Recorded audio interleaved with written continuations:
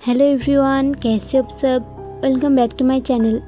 अभी आप लोग सुन रहे हैं डाउन टू अर्थ चैप्टर 6। अपनों ने दिया धोखा।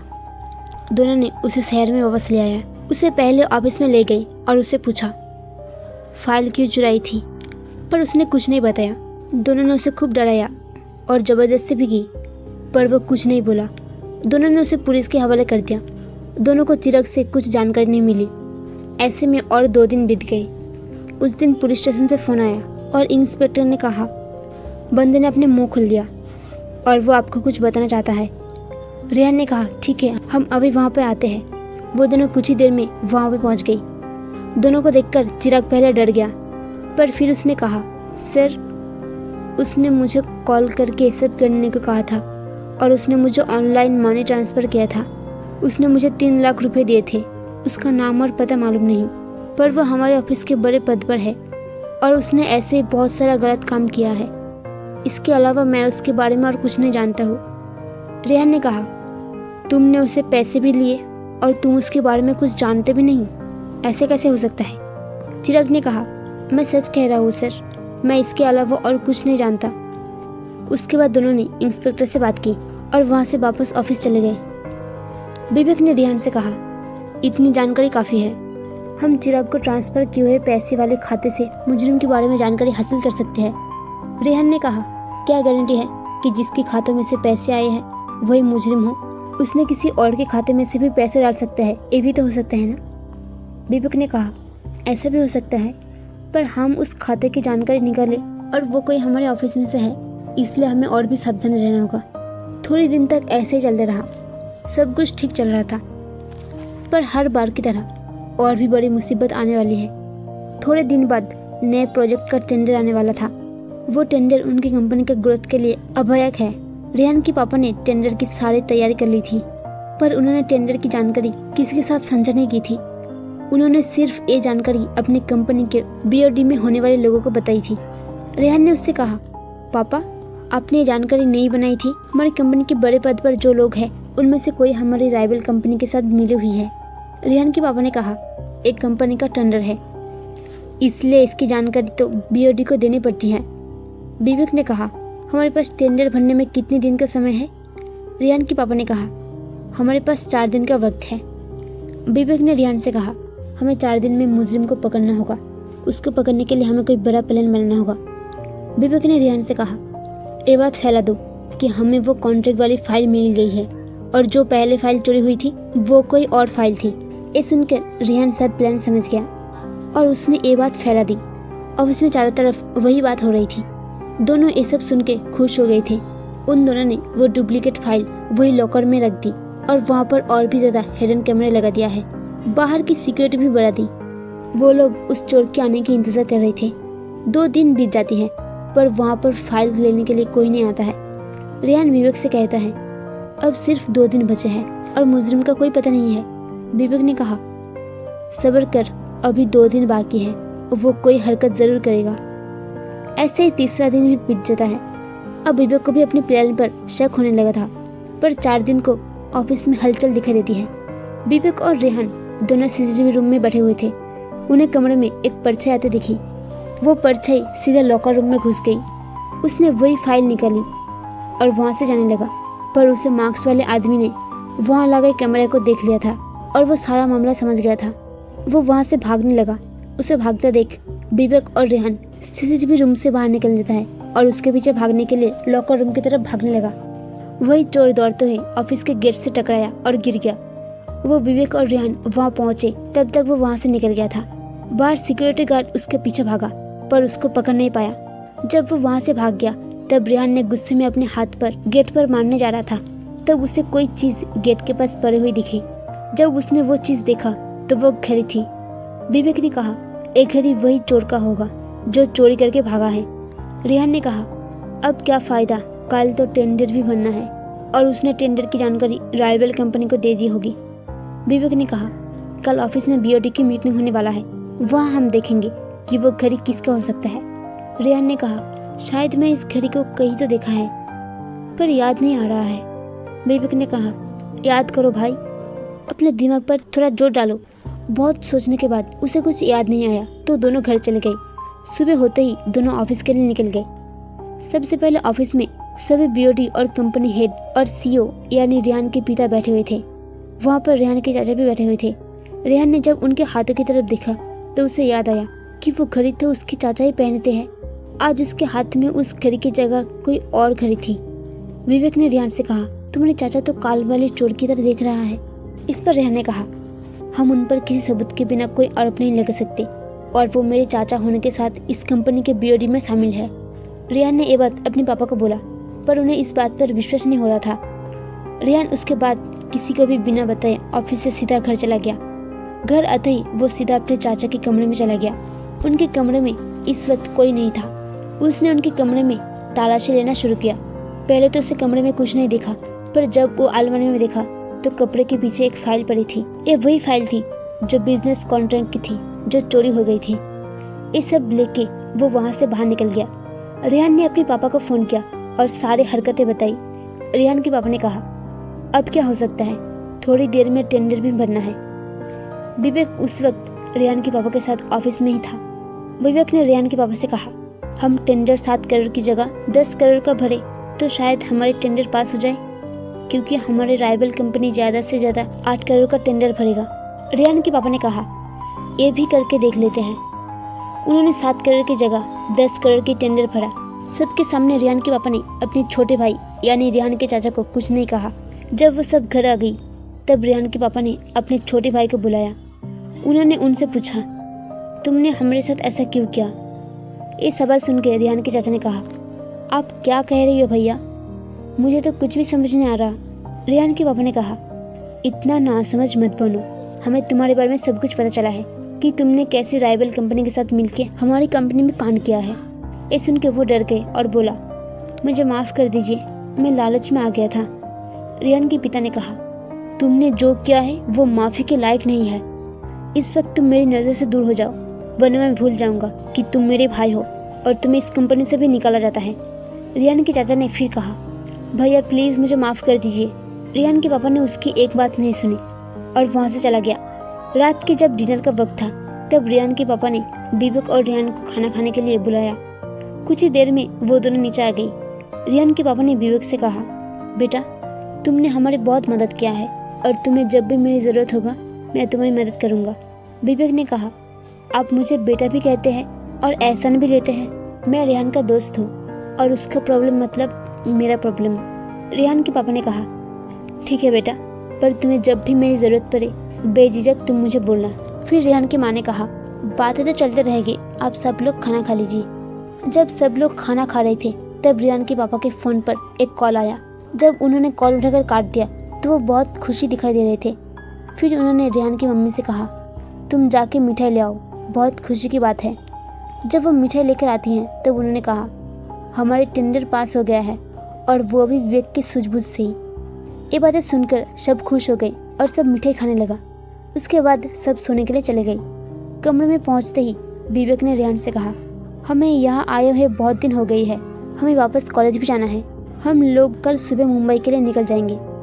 रेहान ने कहा, ठीक है भाई, पर अभी तो सो जा। फिर दोनों सो गए। सुबह होते ही दोनों उठ जाता है।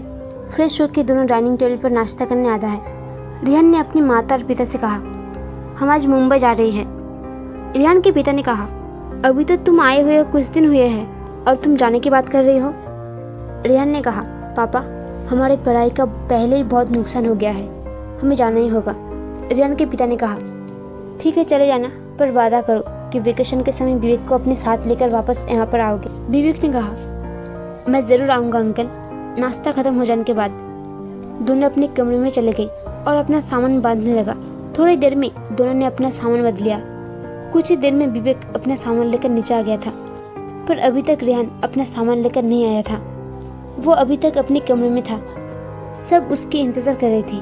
तभी रेहान नीचे आता है, पर उसके पास उसका सामान नहीं था। वो बिना सामान के नीचे आया था। विवेक ने उससे पूछा, तुम्हारा सामान कहाँ है? रेहान ने कहा, मैं तुम्हारे साथ नहीं जा सकता दोस्त, मेरे पापा को अभी यहाँ मेरी ज़रूरत है। अभी कंपनी का हालत को भी सुधारना है। रेहान के पापा ने उससे कहा, तुम्हारा पढ़ाई का क्या होगा? रेहान ने कहा, मैं यहीं से पढ़ लूँगा, यहाँ पर आपको मेरी ज़रूरत है, आपको अभी छोड़ के मैं नहीं जा सकता हूँ। और विवेक भी मुझे ऑनलाइन पढ़ा दिया करेगा। क्यों विवेक, सही कहा ना मैंने? विवेक ने कहा, हाँ ज़रूर, पर मुझे तुम्हारी याद आएगा। उसके बाद दोनों गले मिले और विवेक को छोड़ने बाहर आ गया। रेहान उसे स्टेशन तक छोड़ने आया था। वो जल्दी से स्टेशन पहुंच गए। तब तक ट्रेन का वक्त हो गया था। तब दोनों फिर से गले मिले और विवेक ट्रेन में बैठ गया। जब तक ट्रेन उसकी नज़र से दूर नहीं हुआ तब तक वो स्टेशन पर था। ट्रेन के जाने के बाद वो भी वहाँ से अपने घर के लिए निकल गया। विवेक को अकेला सफ़र करने में मज़ा नहीं आ रहा था। पहले की तरह वो फिर से अकेला हो गया था। वो ट्रेन की विंडो वाली सीट पर बैठा हुआ था। वो बाहर की तरफ देखकर रेहान के साथ बीते हुए पल को याद कर रहा था। उसे उसके दोस्त से बिछड़ने का गम था और रेहान को अपने पापा के प्रति लगाव देखकर खुश भी था। ट्रेन का सफर लंबा होने वाला था। रात का वक्त हो गया था। विंडो वाली सीट पर ठंडी ठंडी हवा चल रही थी। बाहर चांद की चांदनी बिछी हुई थी। उस बीच विवेक की आंखें नींद में डूबने लगी और वो सो गया। जब सुबह हुई तो आधे से ज्यादा सा रास्ता काट गया और थोड़ा सा ही रास्ता बाकी था। फिर उसे वो स्कूल वाली बातें याद आ गई कि आते वक्त उसके साथ क्या हुआ था। उन्होंने देखी हुई चोरी और उनसे अपना सामान कैसे छुड़वाया था, ये सब याद आ गया। जब दोपहर हुई वो मुंबई रेलवे स्टेशन पर पहुंच गया था। उसने वहां से हॉस्टल जाने के लिए टैक्सी बुलाया और उसमें बैठ गया। कुछ ही देर में वो हॉस्टल के गेट के बाहर पहुंच गया। उसने टैक्सी से अपना सामान बाहर निकाला और अपने कमरे में आ गया। जब वो कमरे में पहुंच गया था तब रेहान का कॉल आया और उसने कहा, मेरा भाई मुंबई पहुंच गया क्या? विवेक ने कहा, पहुंच तो गया है पर तुझे याद कर रहा है। रेहान ने कहा, भाई चिंता मत कर, जैसे ही कंपनी की हालत ठीक हो जाएगी तब मैं वापस आ जाऊंगा। विवेक ने कहा, ठीक है भाई, पर अभी आराम करने दे मुझे, मैं बहुत थक गई हूँ। रेहान ने कहा, चल भाई अपना ख्याल रखना, कह के फ़ोन कर दिया। फ़ोन करने के बाद विवेक आराम करने लगा। जब उसकी आंखें खुली तो 7 बज गए थे। उस वक्त हॉस्टल में खाना का वक्त होता था। वो फ्रेश होके खाना खाने के लिए चला गया। वहाँ उसके कुछ और भी दोस्त थे जिनमें भावेश, दर्शन और जय थे। सब ने विवेक को देखा तो बहुत खुश हो गए। उसके बाद सब खाना खाने लगे। जब सबने खाना खाया तब हॉस्टल की प्रिंसिपल ने कहा, सभी बच्चे 8:30 बजे हॉस्टल के हॉल में पहुंच जाए। आज हमारे हॉस्टल के 10 साल होने पर पार्टी का आयोजन कर रखा है। ये सुनकर सब खुश हो गए। सभी लोग 8:30 बजे तैयार होकर हॉस्टल के हॉल में पहुंच गया था। सबने वहाँ की सजावट और खाने पीने का इंतजाम देखा तो सब बहुत खुश हो गए। थोड़ी देर में हॉस्टल की संस्थापक आ गई और उन्होंने सबको 10 साल हॉस्टल होने के लिए बधाई दी। उसके बाद उन्होंने केक काटा। सभी लोग डांस कर रहे थे। चारों तरफ यात्रा का माहौल था, पर विवेक के चेहरे पर पहले जैसी मुस्कान गायब थी। उसने अपनी दोस्त रेहान को याद कर रही थी, पर सभी को यात्रा मनाते देख वो भी शामिल हो गया। देर रात तक सबने मजे किया और अच्छा खाना खाया। फिर सब लोग वहाँ से अपने कमरे में चला गया। विवेक भी वहाँ से चला गया। वो बेड पर जैसे लेटा उसे नींद आ गई। वो सो गया। सुबह जब वो उठा तो 8 बज गए थे। वो जल्दी से फ्रेश हो गया और कॉलेज जाने के लिए निकल गया। हॉस्टल से कॉलेज का रास्ता पास ही था, इसलिए वो जल्दी ही कॉलेज पहुंच गया। बहुत दिनों बाद उसने कॉलेज में कदम रखा था। 10 बजने से पहले सब लोग अपने क्लासरूम में पहुंच गए थे। क्लासरूम में सब लोग बैठे हुए थे। क्लासरूम में विवेक को ज़्यादा लोग पसंद नहीं करते थे और ज़्यादा लोग उससे बात भी नहीं करते थे। विवेक इन सब बातों पर ध्यान नहीं देता था। कॉलेज में 3 लोग सबसे ज़्यादा पॉपुलर थे। पहले करण सक्सेना, जो म्यूजिक बैंड का रॉकस्टार था। दूसरा आकांक्षा सक्सेना, जो कॉलेज की टॉपर होने के साथ बहुत खूबसूरत थी। तीसरा दर्शन, जो फनी इंसान था। पहले लेक्चर लेने के लिए अक्षिनी मैडम आई थी। उन्होंने सबसे पहले आके सबकी तरफ देखा और पढ़ाना शुरू कर दी। ऐसे ही करते करते कॉलेज की छुट्टी हो गई। कॉलेज की छुट्टी हो जाने के बाद वो अपने हॉस्टल वापस चला गया था। आज उसे कॉलेज में मज़ा नहीं आ रहा था। थोड़े दिन बीत जाती हैं। अब विवेक भी पहले की तरह कॉलेज जाने लगा था और रेहान भी अपने पापा के ऑफिस में हर रोज जाता था। हर रात को विवेक रेहान को कॉलेज की पढ़ाई हुई सारे सब्जेक्ट को रेहान को बताता था और उसे समझा भी देता था। दोनों तरफ से सब ठीक चल रहा था। विवेक के मन में अपने पिता का बदला याद आ गया था, पर अभी वो इस वक्त इतना काबिल नहीं हुआ था कि वो अपने बदला पूरा कर सके। एक दिन कॉलेज में बड़ा फंक्शन होता है। ये फंक्शन हर साल होता है। इसमें कॉलेज के कुछ स्टूडेंट भी भाग लिया था। सब लोग आकांक्षा की डांस परफॉर्मेंस और करण के बैंड ग्रुप की बातें कर रहे थे। फंक्शन की तैयारी पूरे जोश से चल रही थी। सभी स्टूडेंट इसकी तैयारी में लगे हुए थे। विवेक भी सबको मदद कर रहा था। परफॉर्मेंस शुरू होने से पहले सब लोग आ गए थे। विवेक कॉलेज में घूम रहा था, तभी विवेक एक लड़की से टकरा गया। दोनों अपने ध्यान में चल रहे थे। विवेक ने जल्दी से उस लड़की को माफ़ी मांगा। तभी उस लड़की ने भी उसे माफ़ी मांगा। विवेक ने उस लड़की का चेहरा नहीं देखा। जब वो वहाँ से दूर गई तो उसने उसका चेहरा देखा तो वो चौंक गया। वो लड़की आकांक्षा सक्सेना थे। उसने मन ही मन सोच रहा था कि बाप कैसा है और उसकी बेटी उसका विपरीत है। आज भी ये सब सोच रहा था। तब तक उसके कंधे पर किसी का हाथ का महसूस होता है। जब उसने पीछे मुड़कर देखा तो वो रेहान था। दोनों एक दूसरे से गले मिले। फिर विवेक ने उससे पूछा, यार तू यहाँ पर क्या कर रही है? रेहान ने कहा, भाई मैं तुमसे मिलने आया हूँ। विवेक ने कहा, भाई सच बताना, मुझे घबराहट हो रही है। रेहान ने कहा, ऐसा कोई बात नहीं, वो तो कंपनी में सब ठीक हो गया और वो टेंडर पास होने से हमारी कंपनी को बहुत ज़्यादा फायदा हुआ था। उसमें से 10 लाख रुपए पापा ने तुम्हें और मुझे दे दिया है। विवेक ने कहा, मुझे इसकी क्या ज़रूरत है, और वो तो मेरा फ़र्ज़ था। रेहान ने कहा, पापा ने कहा है कि हम दोनों का कमीशन है। तूने तो कुछ लेने से मना कर दिया था, पर ये तो तुझे रखना ही होगा। विवेक ने कहा, ठीक है भाई। उसके बाद दोनों फंक्शन वाली जगह पर जाने लगा। उन दोनों ने तो फंक्शन में भाग नहीं लिया था, इसलिए वो फंक्शन शुरू होने की इंतज़ार कर रहे थे। जब वो लोग कॉलेज के फंक्शन वाले हॉल में पहुंचे तो फंक्शन होस्ट ने कहा, कुछ ही देर में पहली परफॉर्मेंस के साथ फंक्शन शुरू हो जाएगा। पहली परफॉर्मेंस के लिए 3 लड़कियां आती हैं। वो संस्कृत नृत्य से फंक्शन शुरू करती है। फंक्शन की शुरुआत होती है। सबका ध्यान तो आज की खास परफॉर्मेंस पर था। सब उसका बेसब्री से इंतजार कर रहे थे। आकांक्षा की परफॉर्मेंस सबसे बाद में होने वाली थी। एक के बाद एक परफॉर्मेंस हो रही थी। सभी को बहुत मजा आ रहा था। रेहान और विवेक भी परफॉर्मेंस को देख रहे थे। कुछ परफॉर्मेंस होने के बाद करण की परफॉर्मेंस की बारी आई। करण जैसे ही स्टेज पर चढ़ा वैसे ही लोग चिल्लाने लगे। सब जोर जोर से करण करण चिल्ला रहे थे। उसने अपने ग्रुप के साथ अपनी परफॉर्मेंस शुरू कर दी। सब लोग उसकी परफॉर्मेंस की तारीफ करके थक गए थे।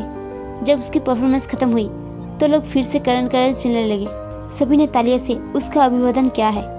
विवेक के मुंह पर कोई भाव नहीं था।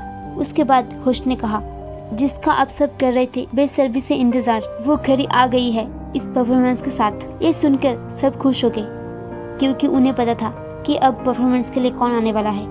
फिर भी होस्ट ने पूछा, सबको पता है कि अब परफॉर्मेंस के लिए कौन आने वाला है? फिर सब आकांक्षा चिल्लाने लगा। होस्ट ने कहा, आप सबने सही गेस किया है।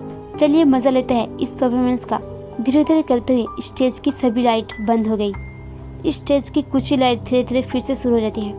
अब की बार स्टेज के बीचों बीच आकांक्षा सफेद ड्रेस में किसी परी से कम नहीं लग रही थी। जैसे उसे सबने देखा तो फिर से सब क्लैप करने लगा। उसकी परफॉर्मेंस शुरू हो गई थी। विवेक भी स्टेज की तरफ बड़े ध्यान से देख रहा था। रेहान तो विवेक की तरफ देखकर हंस रहा था। जैसे विवेक ने रेहान की तरफ देखा तो रेहान अपना मुंह स्टेज की तरफ कर दिया। थोड़ी देर बाद आकांक्षा की परफॉर्मेंस खत्म हो जाती है। बाकी सभी परफॉर्मेंस से इस परफॉर्मेंस सबसे ज़्यादा महफिल लूटी थी। कॉलेज की स्टाफ भी इस परफॉर्मेंस से खुश हो गई थी। जब सारी परफॉर्मेंस खत्म हो गई तो होस्ट ने अनाउंस किया कि कुछ ही देर में इनाम वितरण कर दिया जाएगा। रेहान विवेक से कहती है, तुम क्या देख रही हो, आकांक्षा की परफॉर्मेंस या आकांक्षा को? उसका जवाब देते हुए विवेक ने कहा, तू भी ना क्या बकवास कर रही है? वो कहा, मैं कहा।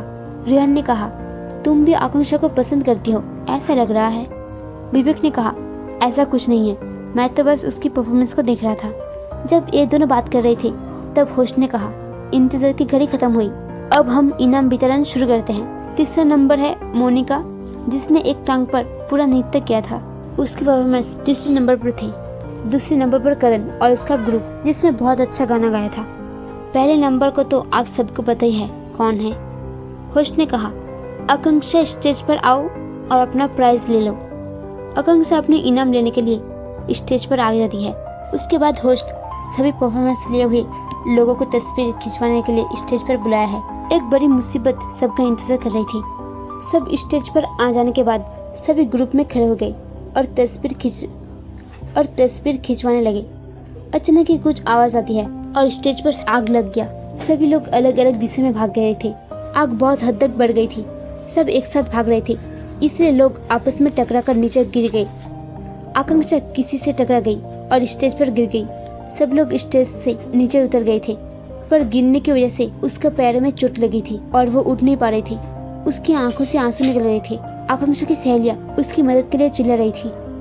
उस तरफ विवेक और रेहान सबको मदद कर रहे थे। जब दोनों ने चिल्लाने की आवाज सुनी तो दोनों स्टेज के पास आ गई। वहाँ उन्होंने स्टेज पर आकांक्षा को बेहोश पड़ा देखा।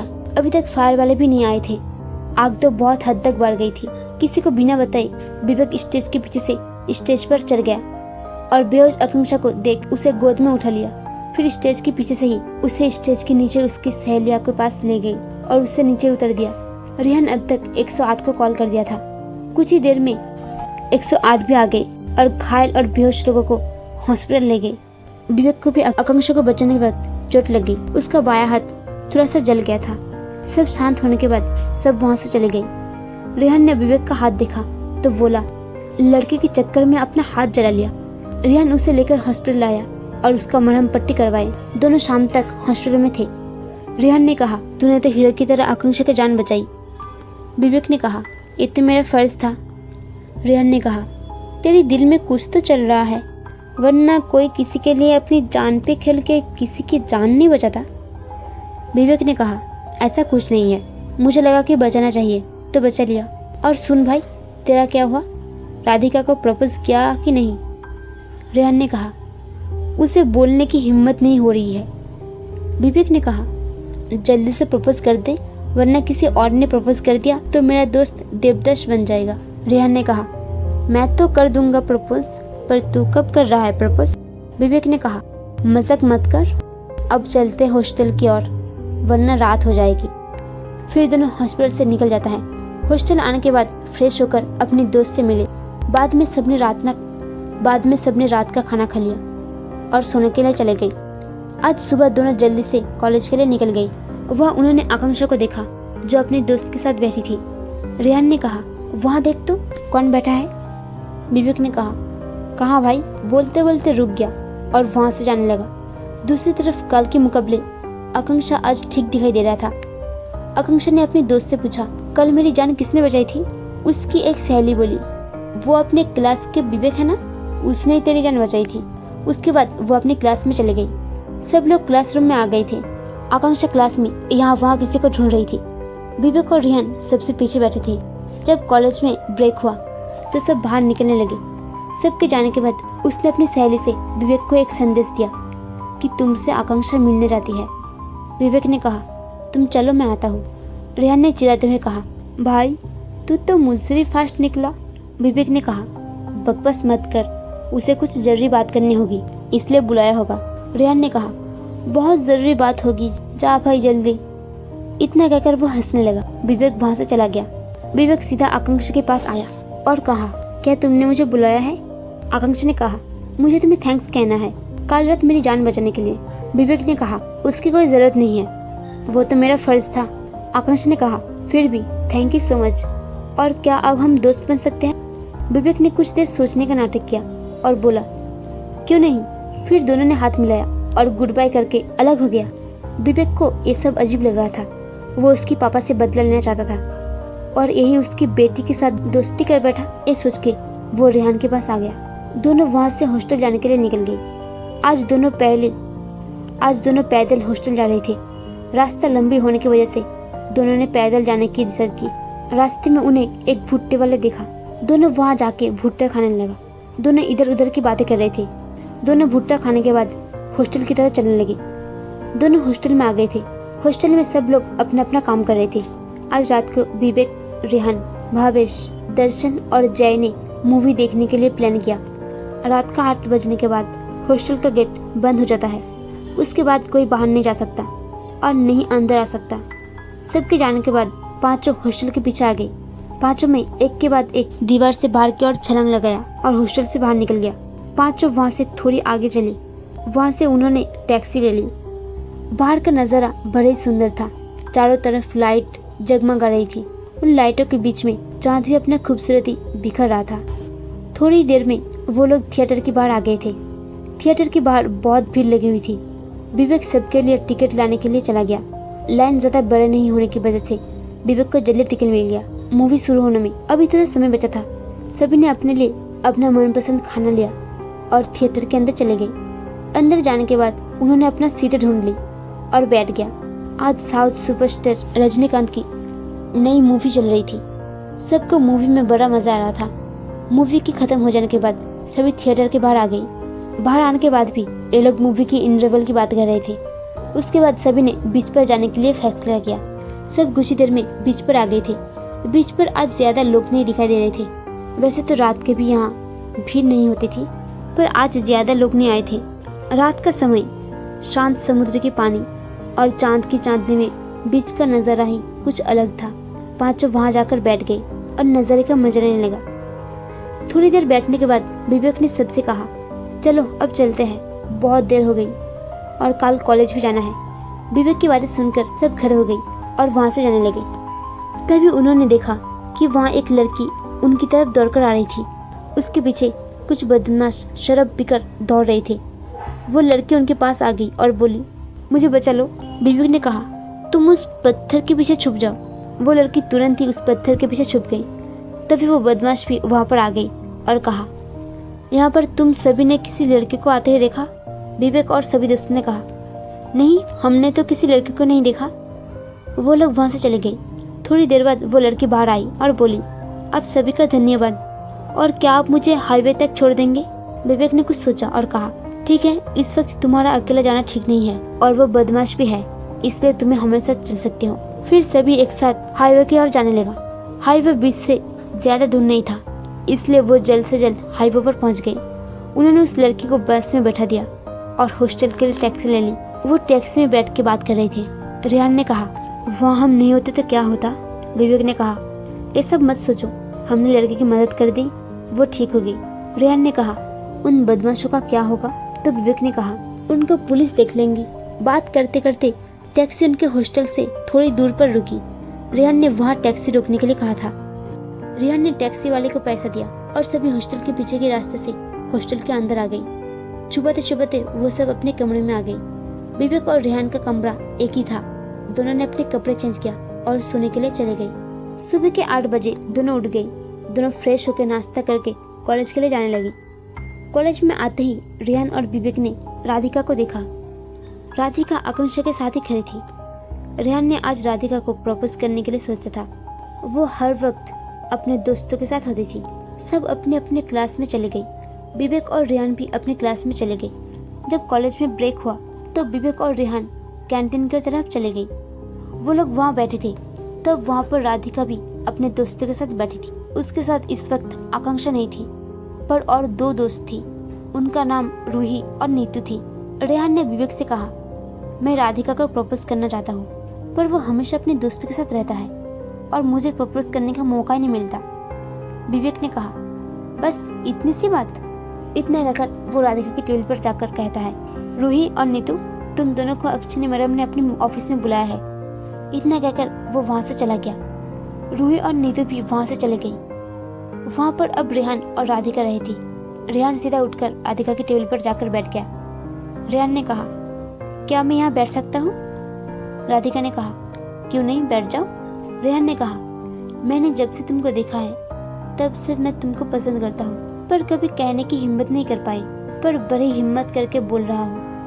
मुझे तुम्हारे जवाब का इंतजार रहेगा। इतना कहकर वो वहाँ से चला गया। राधिका भी वहाँ से अपने क्लासरूम में चली गई। क्लास में रेहान का ध्यान राधिका की तरफ होता है। राधिका भी उसे पीछे मुड़ के देख रहा था। कॉलेज की छुट्टी हो जाने के बाद दोनों हॉस्टल चले गए।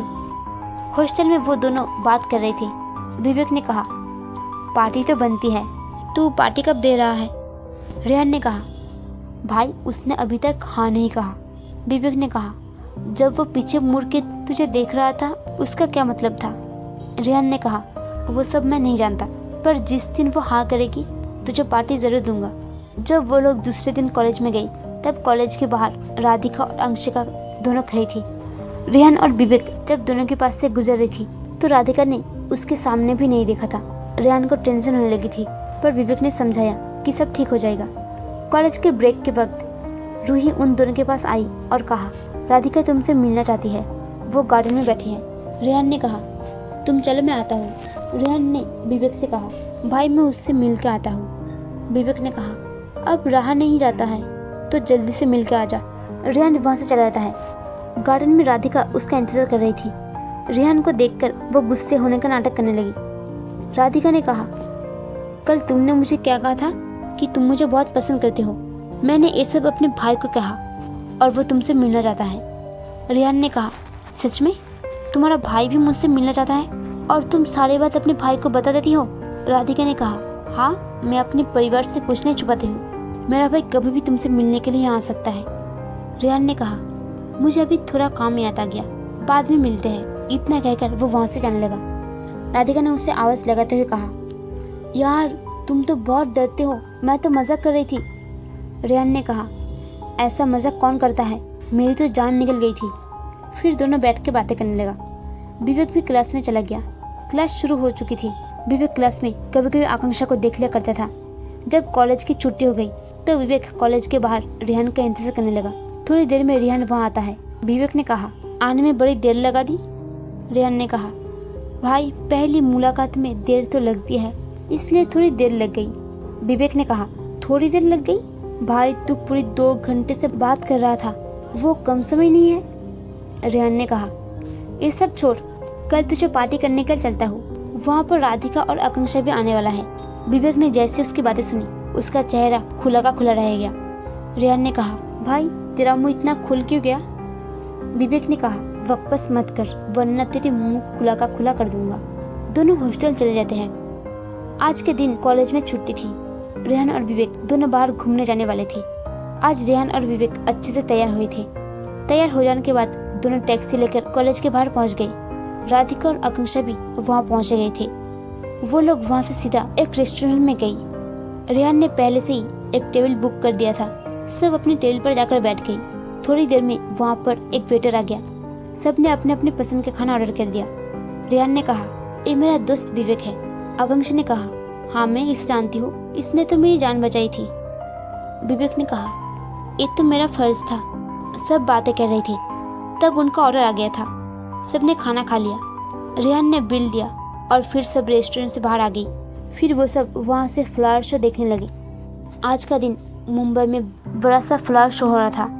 सब लोग उसे देखने आए थे। फूलों से मदहोश करने वाली खुशबू भी आ रही थी। वो सब आगे आगे चल रहे थे। वहाँ पर उन्होंने गुलाब के पौधे को देखा।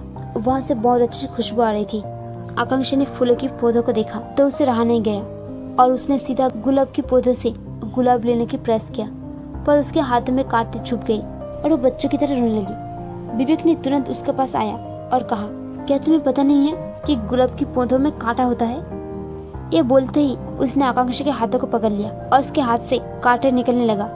जब वो कांटे निकल रहा था तब आकांक्षा ने उसके हाथ पकड़ लिया और वो रोई जा रही थी। सारे कांटे निकलने के बाद विवेक ने अपने रुमाल से उसका घाव साफ कर दिया। चोट ज्यादा नहीं लगी थी, इसलिए हॉस्पिटल जाने की जरूरत नहीं। इसके बाद वो सब वहाँ से चले गए। शाम का वक्त। रेहान ने कहा, शाम का वक्त हो गया है तो हम मेला देखने चले? सभी ने हाँ कह दिया। मुंबई में शाम के वक्त मेला लगना मामूली बात थी। वो लोग वहाँ चले गए। मेले में बहुत सारे लोग आए थे। वो सब एक पानी में चलने वाले चक रोल के पास आ गए। रेहान ने कहा, चलो सब इसमें बैठते हैं। राधिका तो इसमें बैठने के लिए मान गई थी, पर विवेक और आकांक्षा मना कर दिया। दोनों ने गार्डन में बैठने के सोचा। उन दोनों से कहा, हम गार्डन में बैठते हैं, तुम दोनों उसमें बैठ के गार्डन में आना। राधिका और रेहान चक रोल में बैठ गए थे। विवेक और आकांक्षा भी गार्डन में पहुंच गई थी। वो दोनों वहां जाके बैठ गई। विवेक ने कहा, तुम्हारा हाथ कैसा है? आकांक्षा ने कहा, अभी तो ठीक है। विवेक ने कहा, उस दिन तुम्हें कोई चोट नहीं लगी थी ना? आकांक्षा ने कहा, नहीं, सिर्फ मैं बेहोश हुई थी, उसके अलावा कोई और चोट नहीं लगी थी। तुम्हें तो कुछ नहीं हुआ था ना? विवेक ने कहा, बस ये हाथ में थोड़ी चोट लगी थी।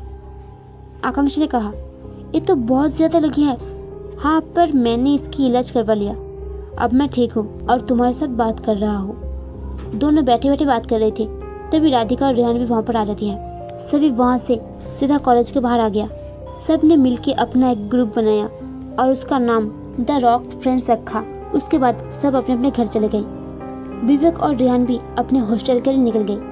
आज के लिए बस इतना ही। मिलते हैं अगले चैप्टर में। Please like, share, comment and subscribe करना मत भूलिए। Thank you so much. Bye.